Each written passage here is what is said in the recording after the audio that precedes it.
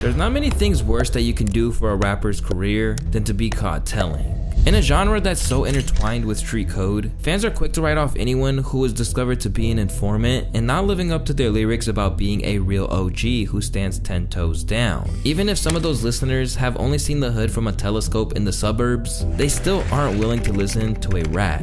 But what happens after these allegations surface? And is there any way back from it? My name is Louaista, and today we're gonna discuss what happens to rappers after they snitch. And if we're talking about rappers who turned into rats, we might as well start with one of the most notorious examples, Tekashi 6ix9ine. After a few years of trying to make it, a young Daniel Hernandez had an idea for how he wanted his new video for his track Gummo to look. Now that he was rhyming with a harder edge to his lyrics, he needed some credentials to back it up. And as he was never a gang member, he found it through hiring the infamous 9 Trey Gangsta Bloods to appear in his video. Once this formula worked, 6ix9ine kept running with the gang and became a member. But rather than having to do dirt in the streets, Tekashi, who was now racking up a gang of Billboard hits, had one job for the gang. He simply had to keep making hits and giving financial support to the gang, as well as equipping them with guns so that he can get credibility and protection in return. Styled as the self-appointed king of New York, Tekashi provoked everyone to try and beef with him. And when he had the protection of the gang, he could do crazy things like the time he showed up to O Block in the middle of the night, since he knew that his brothers in the 9 Trey would have his back. O Block right here?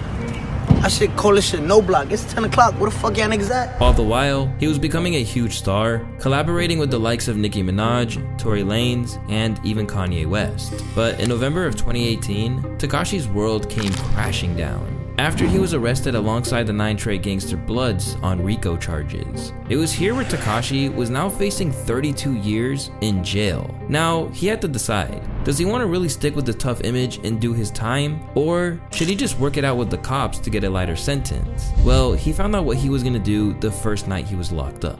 First night I got locked up, I watched Lone Survivor, and I was like, I'm definitely snitching, right?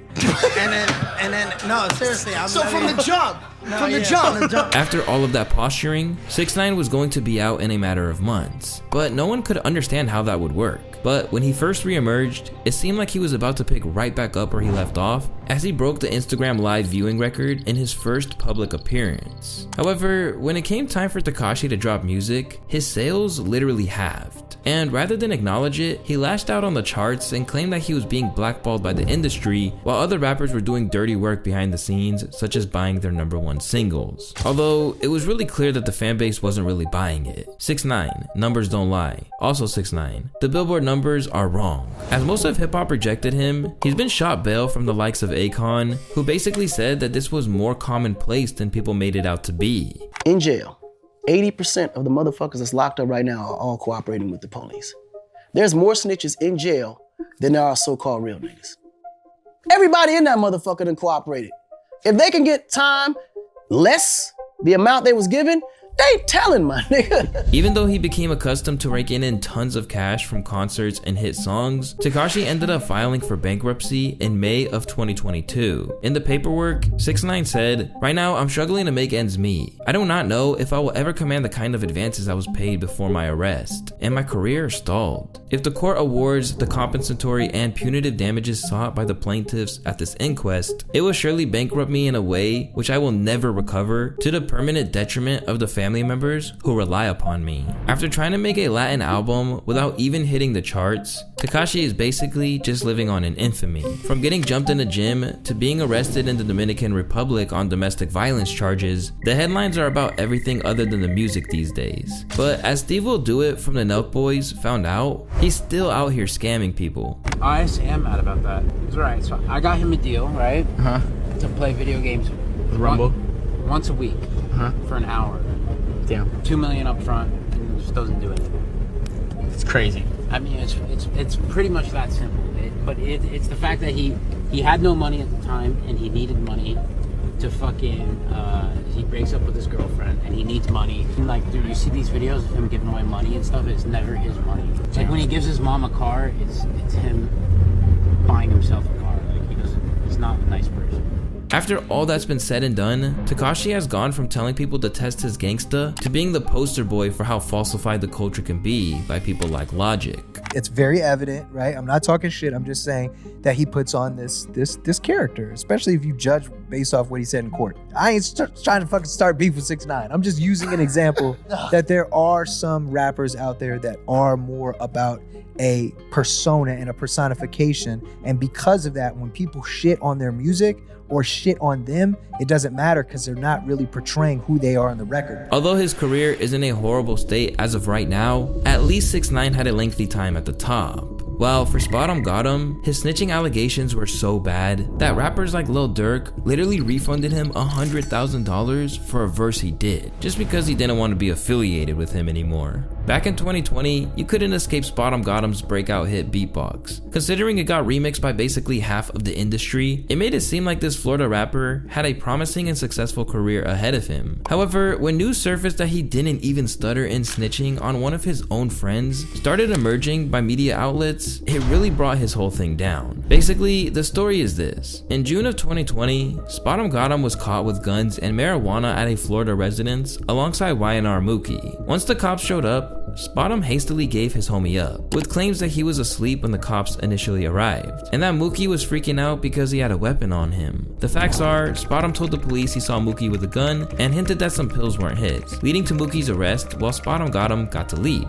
Ultimately, Mookie beat the case because the cops didn't file the right paperwork. While for Spot 'em Got 'em, it was time for damage control. They're saying you snitched on Y&R Mookie, and there's a lot of noise out there about it. Papers been leaked and all that, allegations flying around. What's your side of the story? Just let's set the record straight. Nah, me and Mookie, we talk. It's some old shit. I don't know. Like I never seen it, but I seen it on the internet. I guess the police put whatever the allegations they put. But me and Mookie, we cool. That's my brother. I don't know how I got it on the internet. Police put that shit up. There's like charges been dropped, and we both went to jail for like 21 days before it got out, and it was nothing after that. I never heard. To make matters worse, even well-known enemies like Fulio and Young E and Ace could all agree on one thing, and that's the fact that the beatbox rapper was a rat. Playing Spot 'em Got 'em.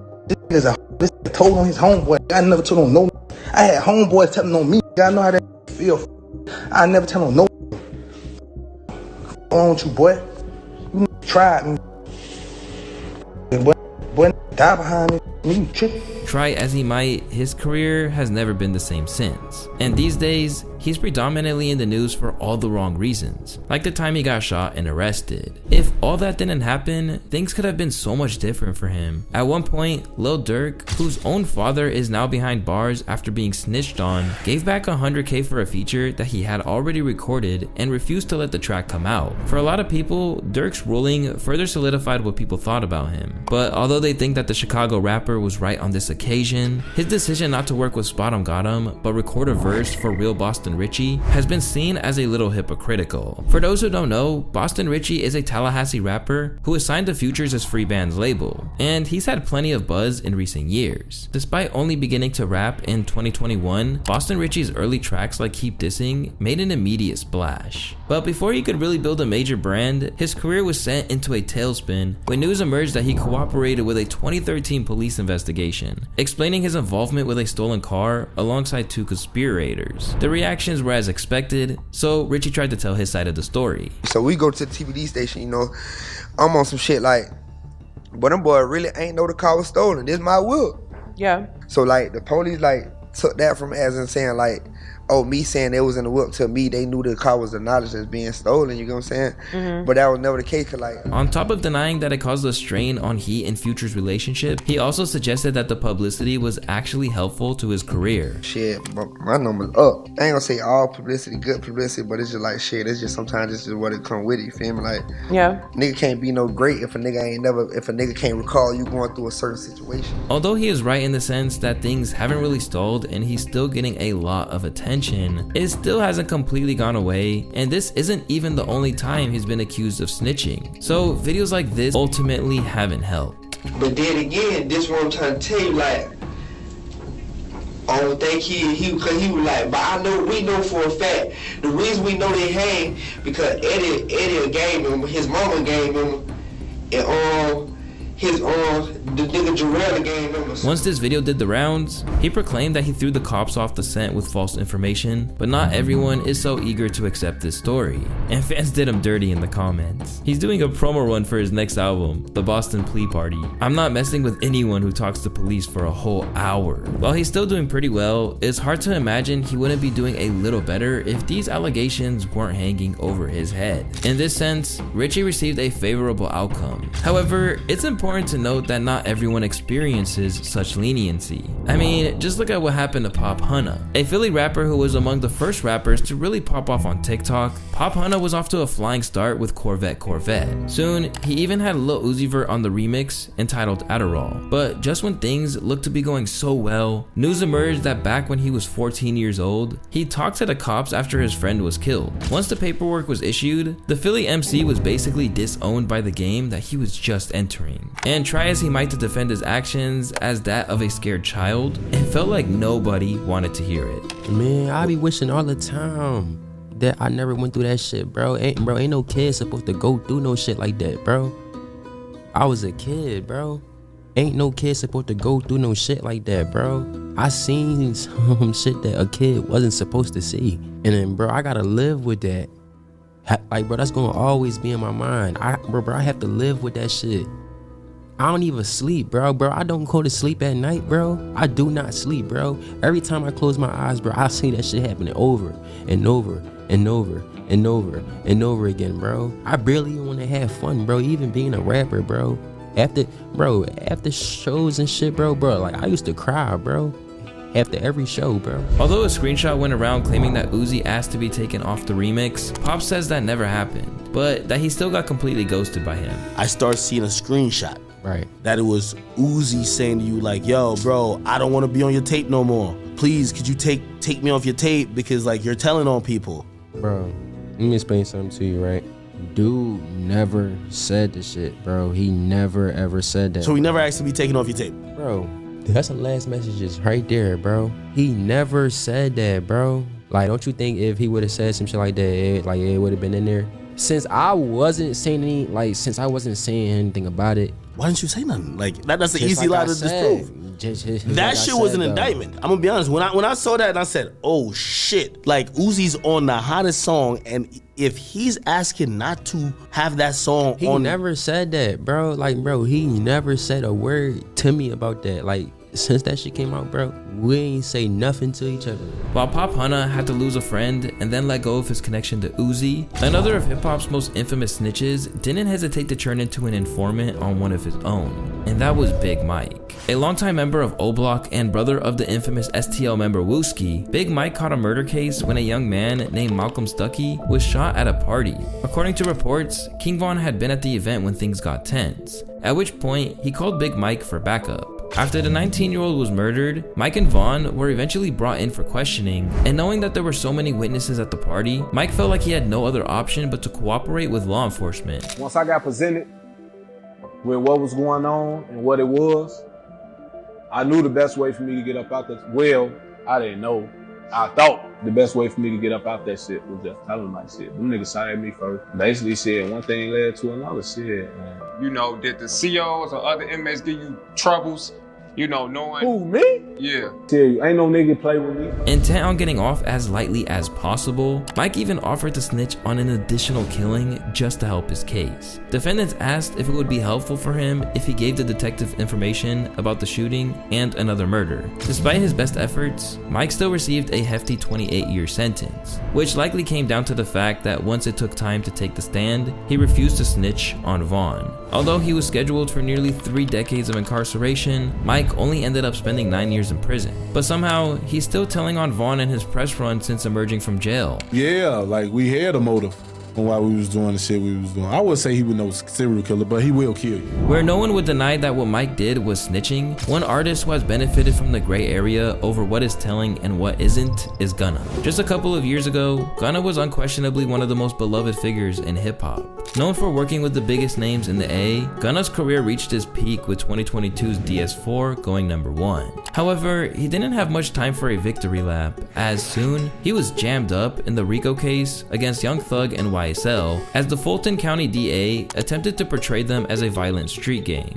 Suddenly locked up, no one thought Gunna would turn on his mentor in Thugga, although he did have previous offenses, such as the time he appeared on CNN's Crime Stoppers as a teenager, but it was clear that he had no intention of spending years behind bars. Immediately, his lawyers insisted he wasn't about that life, saying, "There is no allegation that he committed any acts of violence. There is no allegation that he ever sold any drugs. There is no allegation that he ever committed any act relating to obstruction of justice or interfering with the administration of justice." Left with the option of staying in jail without bond or tasting freedom again, he chose to go for an Alford plea. For those who aren't familiar with this term, it's basically a guilty plea in which a defendant maintains their innocence, but they admit that the prosecution's evidence would likely result in a guilty verdict if brought to trial. With that, Gunna was back outside, and immediately, he tried to get ahead of those inevitable snitching allegations, such as the time he said this to WSB-TV in a statement after the news broke. "While I have agreed to always be truthful, I want to make it perfectly clear that I have not made any statements, have not been interviewed, have not cooperated, have not agreed to testify or be a witness for or against any party in the case, and have absolutely no intention of being involved in the trial process in any way.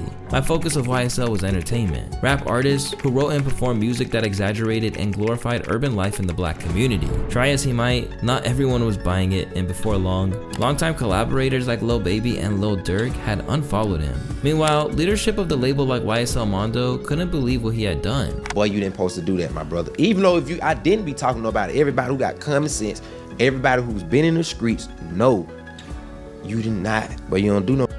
Based upon how angered people were by the idea that he betrayed Thugger, it really looked like there might be no way back for him. In fact, many OGs thought it was a wrap. The film in court came out and, of course his lawyer wrote that. He didn't write that. His lawyer probably wrote that. But now in these days when you got the camera, it just look like, they're gonna say, you pushing please. We ain't fucking with Gunna. Because, in this business, if you turn into a rat, it's kind of like career's over. Me, I would have rather sat a little longer, because I was only in there for a year. I would have sat a little longer than coming out to what the internet do to you.